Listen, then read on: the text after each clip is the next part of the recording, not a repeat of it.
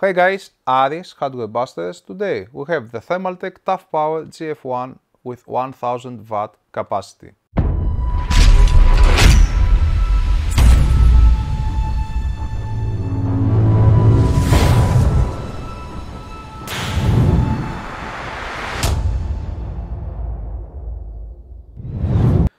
OEM, CWT, channel well technology, efficiency, 80 plus gold and cybernetics gold, noise, cybernetics standard plus. This is a fully modular PSU with normal dimensions, 160mm depth, price $180. Yeah, it's quite expensive, but 1000 watt. Warranty, 10 years, single 12 volt rail which can deliver the unit's full power alone, while the minor rails can go up to 120 watt. 2 EPS connectors on 2 cables, 4 PCI Express connectors on 3 cables, 12 SATA on 3 cables, and 4 4-pin Molex connectors on a single cable. And there is also a floppy disk adapter in the bundle. Long cables with 150mm distance between all peripheral connectors, and there are no in-cable caps. The internal design. This PSU uses CWT's GPR platform, which is quite good. The platform uses a half-bridge topology on the primary side and an LL series zonal converter for increased efficiency. I also noticed a synchronous rectification scheme for 12 volt and 2 DC-DC converters for the minor rails on the secondary side. Soldering quality.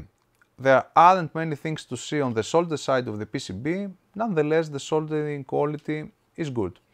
Filtering caps are provided by Chemicon, Nichicon, Rubicon, FPCAP and NIC. These are all good brands. The cooling fan is by Hong Seng, but it has Thermaltake's logo. It uses a hydraulic bearing so that it won't make much noise and it will last for a long period. If it doesn't operate under very high temperatures, exceeding 40 centigrade. Protection features. The PSU's OCP triggering points are at reasonable levels at 12 volt, which goes for the OPP's triggering point as well. On the other hand, the minor rails have sky-high OCP points, which can be a problem, especially under high operating temperatures. There is no need for such high power levels on the minor rails, especially at 3.3 volt. Infrared images. The hottest part on this unit is the board hosting the 12 volt fetch. The thick cables connecting this board with the main transformer also have increased temperatures. Performance. Load regulation is tight on all rails but 5 SB.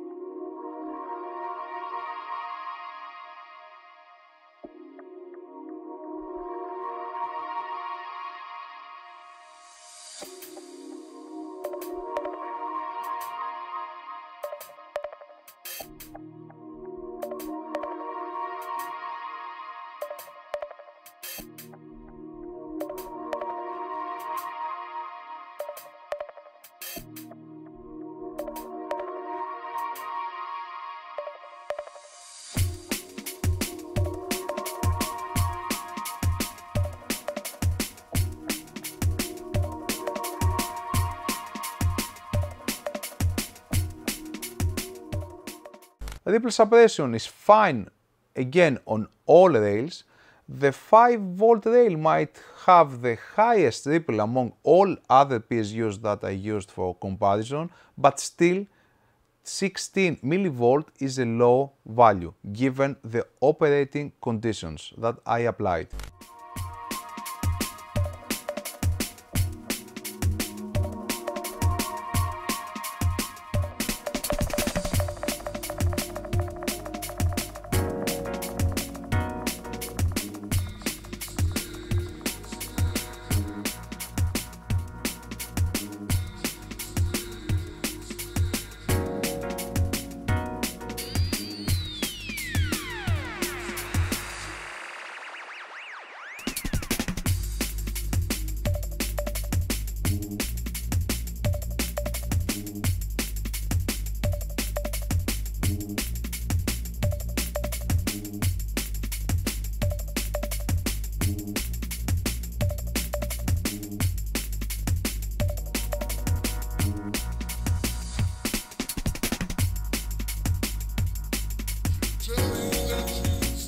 Transient response is mediocre at 12 volt, quite good at 5 volt, average at 3.3 volt and fine at 5 VSB. I would like to see better results here, especially at 12 volt, which is the most important rail.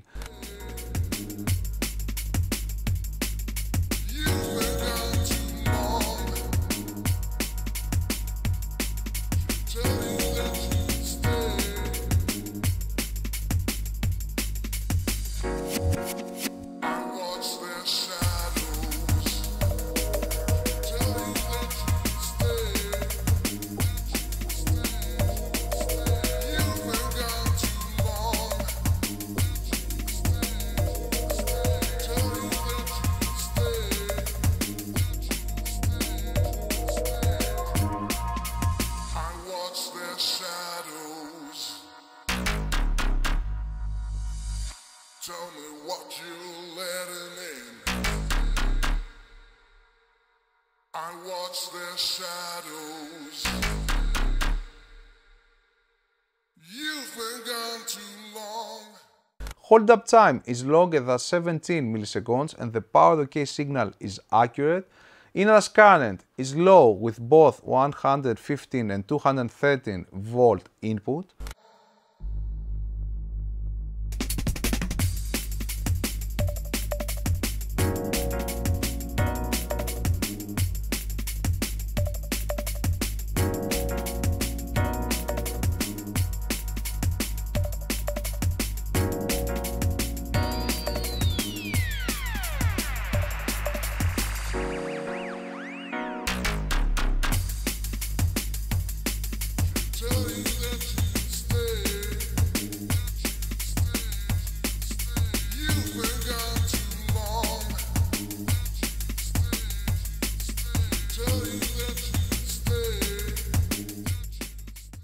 EMI emissions now are high in some regions on this PSU with both average and peak detectors. To be more precise, I measured 7 spikes with the AVG and 4 with the peak EMI detector. Average efficiency is low, it needs a boost.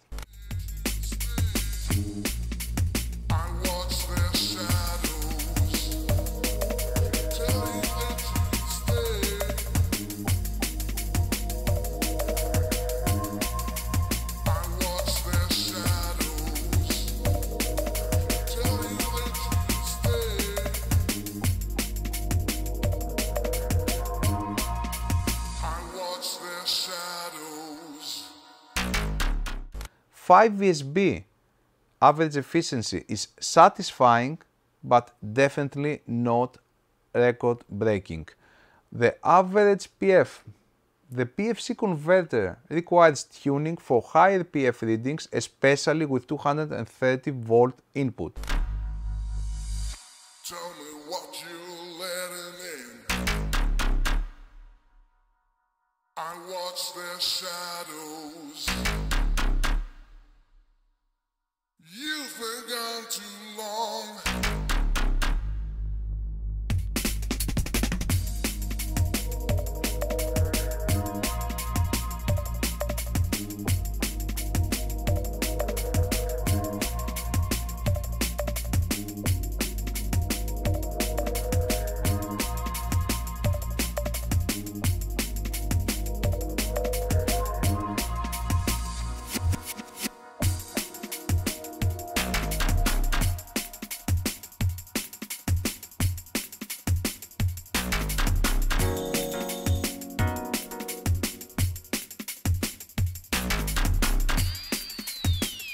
Average noise output.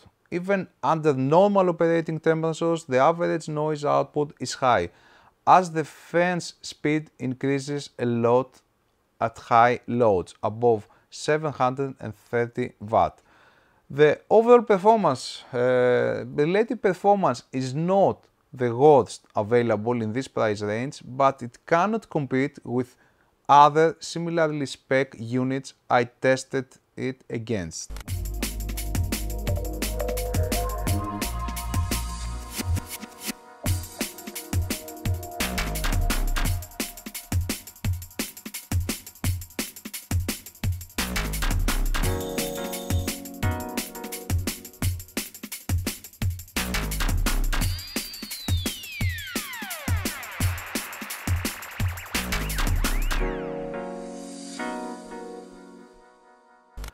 Bottom line, the GF1 models from 750 to 1000 watt are based on CWT's GPR platform, which needs an update to meet today's demanding users and effectively meet other designs.